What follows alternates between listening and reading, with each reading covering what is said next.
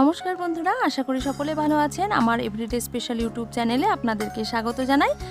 আজ আমি এই বর্ষা সিজনে ইলিশ মাছের একটা রেসিপি আপনাদের সাথে শেয়ার করে নেব। ইলিশ মাছের বিভিন্ন রেসিপি আমরা খেয়ে থাকি, তবে ইলিশ মাছ মাথা দিয়ে কচুর শাক ভীষণ খেতে ভালো হয়। আজকে আমি রান্না করে দেখাবো ইলিশ মাছের মাথা দিয়ে কচুর শাক।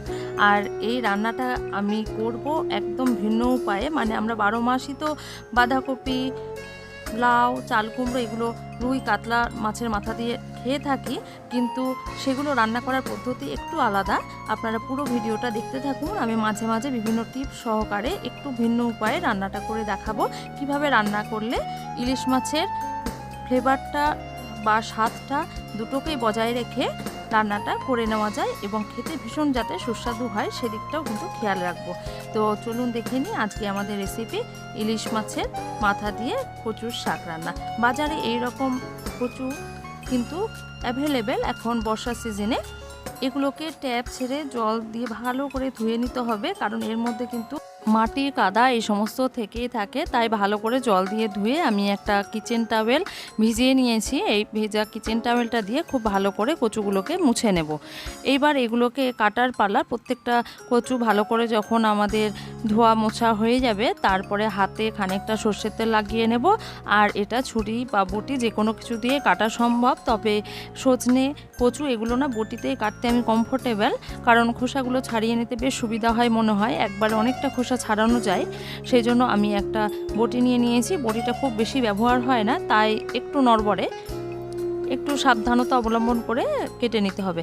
দেখুন আমি মাঝখান থেকে ফাঁক করে যখনই কচুর স্কিনটাকে বা চামড়াটাকে টানবো, এই যে দেখুন খোসাটা খুব ভালো করে গা থেকে কিন্তু উঠে চলে আসছে।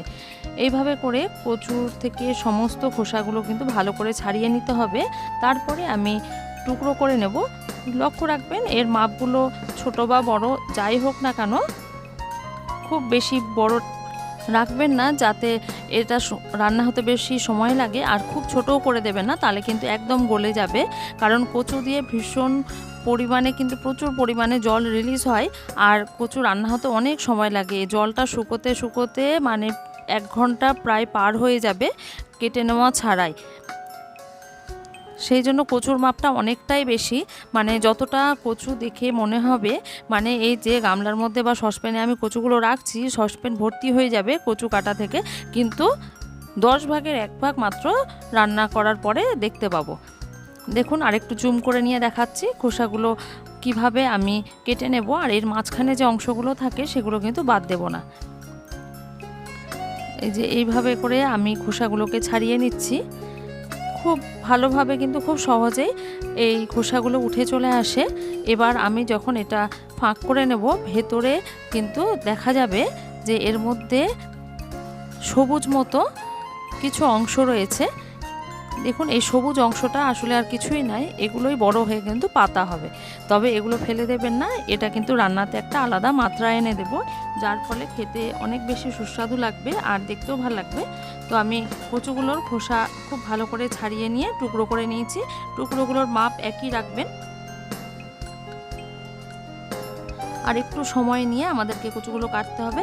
আর হাত যদি চুলকোয়, হাতে কিন্তু একটু সর্ষের তেল আর লেবু মাখিয়ে নিলে তারপরে কাটলে আমাদের কিন্তু হাত চুলকোবেও না বা হাত কালো হয়ে যাবে না। মাছের মাথাগুলোকে আমি বলেছিলাম একটু টুকরো করে কেটে আনতে, কারণ ইলিশ মাছের মাথা ভীষণ শক্ত থাকে। তো আমি ধুয়ে নিয়ে এই ইলিশ মাছের মাথার টুকরোগুলোতে লবণ হলুদ মাখিয়ে রেখে দেব। লবণ হলুদ মাখানো থাক, ততক্ষণ আমরা কচুগুলোর একটা ব্যবস্থা করে নিই। দেখুন আমি কড়াই নিয়ে নিয়েছি, কড়াই মাত্র 2 কাপ পরিমাণ জল দিলাম। এবার এর মধ্যে 2 চামচ পরিমাণ লবণ দিলাম আর দিয়ে দিচ্ছি ভিনিগার। ভিনিগার আমি 2 চামচ পরিমাণে দিয়ে দিচ্ছি। ভিনিগার দিলে এগুলো গলা ধরার কোনো সম্ভাবনাই থাকবে না, কারণ কচু খেতে অনেকেই ভয় পায়, ভাবে যে হয়তো গলা ধরবে। আর জলের পরিমাণ অনেক কম দিতে হবে, কারণ কচু থেকে প্রচুর জল বেরোবে। জল বেশি দিয়ে দিলে কিন্তু রান্না হতে অনেক বেশি সময় লাগবে।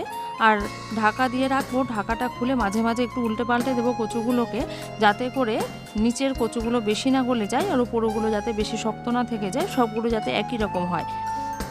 খুন্তি দিয়ে আমি একটু চেপে চেপে দিচ্ছি আর একটু ওলট পালট করে নিচ্ছি, আবারও ঢাকা দিয়ে রেখেছি। দেখুন জলের পরিমাণ আর কচুর পরিমাণ দেখে মনে হচ্ছে একদম ডাবল হয়ে গেছে, কারণ যে কচুগুলো ওপরের দিকে ছিল জলের সংস্পর্শে ওলটপালট করার পরে এসেছে এবং তার ফলে সেগুলো থেকেও জল রিলিজ করে জলের পরিমাণ অনেকটা বাড়িয়ে দিয়েছে। একটা ছাঁকনির সাহায্যে এই ভেজিটেবল স্ট্রেনার তো আমাদের সবার বাড়িতে থাকে, এগুলোর ওপরে আমি রেখে দেব। আর এই ভেজিটেবল স্ট্রেনারের নিচে কিন্তু আমি একটা বড় সসপ্যান রেখেছি, আর ম্যাশার দিয়ে আমি খুব ভালো করে ম্যাশ করে নেব। যদি এরকমভাবে ম্যাশ করে নেওয়া যায় রান্নাটা হতে একটু সময়টা আমাদের কম লাগবে আর জলটা একটু ভালো মতো রিলিজ হয়ে যাবে। এবার কড়াইয়ে তেল দিয়ে দিচ্ছি। এই রান্নাটা আমি একদম সম্পূর্ণ সর্ষের তেলে করব। তেলটা বেশ ভালো মতো যখন গরম হয়ে যাবে তখন মিডিয়াম ফ্লেমে আমি মাছের মাথাগুলোকে ভেজে নেব। আমি এই মাছের মাথাগুলোকে কড়াইয়ের মধ্যে দিয়ে দিচ্ছি। দেখুন টুকরো করতে বলেছিলাম বলে কতটা টুকরো করে দিয়েছে। যাই হোক আমার এই রান্নাতে বেশ সুবিধে হবে।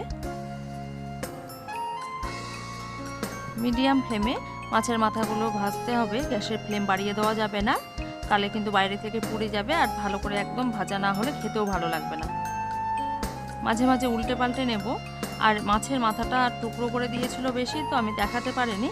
ফুলকোটাকে কিন্তু আমি ফেলে দেবো না, ইলিশ মাছের ফুলকোনা আমি একদমই বাদ দিই না। মাছের মাথাটা আমি উঠিয়ে দিয়েছি। এবার এখানে এই তেলের মধ্যে রান্নাটা করব। ফোড়ন দিয়ে দিচ্ছি শুকনো লঙ্কা, দারচিনি, লবঙ্গ, এলাচ আর দিয়ে দেবো জিরে। ফোড়ন থেকে যখনই সুন্দর গন্ধ বেরিয়ে আসবে তখন এর মধ্যে দিয়ে দেব পেঁয়াজ কুচি। আমি একটা মাত্র পেঁয়াজ দিয়েছি আর দিয়ে দিয়েছি 15টা মতো রসুনের কোয়াকে কুচি করে নিয়ে দিয়ে দিয়েছি। তবে রসুনটা বেশি ভাজা যাতে না হয় সেই জন্য পেঁয়াজটা অল্প ভাজার পরে তারপরে রসুন কুচি দেব। রসুন কুচিটা একটু যেন কাঁচা কাঁচা ব্যাপার থাকে। আর একটা মশলা তৈরি করে নেব। মিক্সিং বোলের মধ্যে একটা পেঁয়াজ, 2-4 কোয়া রসুন, 3-4টে কাঁচা লঙ্কা আর অল্প পরিমাণ আদা দিয়ে একটা পেস্ট তৈরি করে নিয়েছি। পেঁয়াজ রসুন যখন কড়াই একটু ভাজা মতো হয়ে গেছে তখন এই বেটে রাখা মশলাটা দিলাম আর দিয়ে দিলাম আমার একটা স্পেশাল সবজি মশলা। এই মশলার তৈরি করার লিঙ্কটা আমি ডিসক্রিপশন বক্সে দিয়ে দেবো। এরপরে এখানে আমি হলুদ গুঁড়ো আর কাশ্মীরি লাল লঙ্কার গুঁড়ো দিয়ে দিচ্ছি। ঝালটা আপনারা নিজেদের মন মতো দেবেন। আমি এখানে কাঁচা লঙ্কাটা একটু কমই দিলাম, কারণ বাচ্চারা যেহেতু খাবে সেই জন্য অল্প পরিমাণে লঙ্কা আমি ব্যবহার করেছিলাম। মশলাটা কষানো হয়ে গেছিলো, তেল ছাড়ছিল, তখন এর মধ্যে সেদ্ধ করে জল ঝরিয়ে রাখা কচুগুলোকে দিয়ে দিয়েছি। এইবারে কিন্তু আমাদেরকে ধৈর্য ধরে অনেকক্ষণ, মিনিমাম 40 মিনিট লাগবে শুধুমাত্র এই মশলাটা দিয়ে কচুটাকে কষিয়ে নিতে। কচু থেকে এত এত জল রিলিজ করবে দেখুন। 20 মিনিট মতো এটাকে কষিয়ে নেওয়ার পরে তারপরে মাছের মাথাটা আমি এখানে অ্যাড করলাম। আগে বলেছিলাম না চাল কুমড়ো বা বাঁধাকপির থেকে একটু হলেও আলাদা, ওই রান্নাগুলোতে আমরা করি কি মশলা দেওয়ার পরে মশলাটা যখন কষিয়ে নিই তখন তার সাথে কিন্তু মাছের মাথাটাকে ভেঙে দিয়ে কষিয়ে তারপরে সবজি দিই। এক্ষেত্রে কিন্তু উল্টো, আগে কচুটাকে ভাপিয়ে রেখেছিলাম, সেটাকে জল ছড়িয়ে নিয়ে ম্যাশ করে তারপরে দিয়ে দিয়েছি। তারপরে 20 মিনিট মতো কষিয়ে নেওয়ার পরে মাছের মাথা দিয়ে মিশিয়ে নিচ্ছি এবং খুন্তি দিয়ে চেপে চেপে মাথাগুলোকে আরও যাতে টুকরো করে নিচ্ছি, যাতে মাছের মাথার ফ্লেভারটা পুরো এই রান্নার মধ্যে মিশে যায়। খাওয়ার সময় এই এত খাটনির কথা কিন্তু আমাদের একদম মনে থাকবে না। আমরা কিন্তু আবারও অপেক্ষা করে থাকবো আবার কবে এই রেসিপিটা তৈরি করব তার জন্য, কারণ এটা খেতে এতটাই সুস্বাদু হয়। আমার মা এটা ভীষণই ভালো রান্না করতেন, এর আগেও বলেছিলাম, তো আমারও এটা ভীষণ প্রিয় একটা খাবার। আপনারা এটা বাড়িতে অবশ্যই রান্না করবেন। আর এই জল শুকোনোর কাজটা কিন্তু ধৈর্য ধরে গ্যাসের আঁচটা বাড়িয়ে দিয়ে করতেই থাকতে হবে, যাতে করে জলটা তাড়াতাড়ি শুকিয়ে যায়, যতটা সম্ভব সময়টা কম করা যায়। জলটা একদম যদি শুকনো করে নিতে হয় তাহলে আমাদের অনেকটা ধৈর্য ধরে এটাকে অনেকক্ষণ ধরে কষিয়ে নেব। দেখুন আমাদের রান্না কিন্তু অনেকটা প্রায় শেষের দিকে। এই রকম পর্যায়ে আমি কয়েকটা কাঁচা লঙ্কা চিড়ে নিয়ে এর মধ্যে দিয়ে দিয়েছি। আমি এখানে 6টা লঙ্কা ব্যবহার করেছি, আপনারা চাইলে আরও বেশি দিতে পারেন। আমার এই তরকারিটা একদম রেডি হয়ে গেছে, মানে জল শুকনো প্রায় শেষ। এই পর্যায়ে আমি লঙ্কাগুলোকে দিয়ে ভালো করে মিশিয়ে নিচ্ছি। এতে ঝালের পরিমাণটা ব্যালেন্স করার জন্য কিন্তু নয়, কারণ কাঁচা লঙ্কার ফ্লেভারটা এতটাই সুন্দর আর এটা কচু আর ইলিশ মাছ দুটোর সাথে এত সুন্দর যায়, যাতে করে যখন আমি এটা ঢাকা দিয়ে রেখে দেব তখন এই দেখুন এই কাঁচা লঙ্কাগুলো কিন্তু একদম কাঁচা অবস্থায় রয়েছে। ঢাকা দিয়ে রাখার ফলে দেখব যে কাঁচা লঙ্কার রঙটা চেঞ্জ হয়ে যাবে, কারণ গ্যাসের ফ্লেম বন্ধ করে দিলেও রান্নাটা কিন্তু ভেতরে একটু একটু চলতে থাকবে। আমি সব কিছুকে খুব ভালো করে মিশিয়ে নিচ্ছি, সমান তালে নেড়েই যাচ্ছি।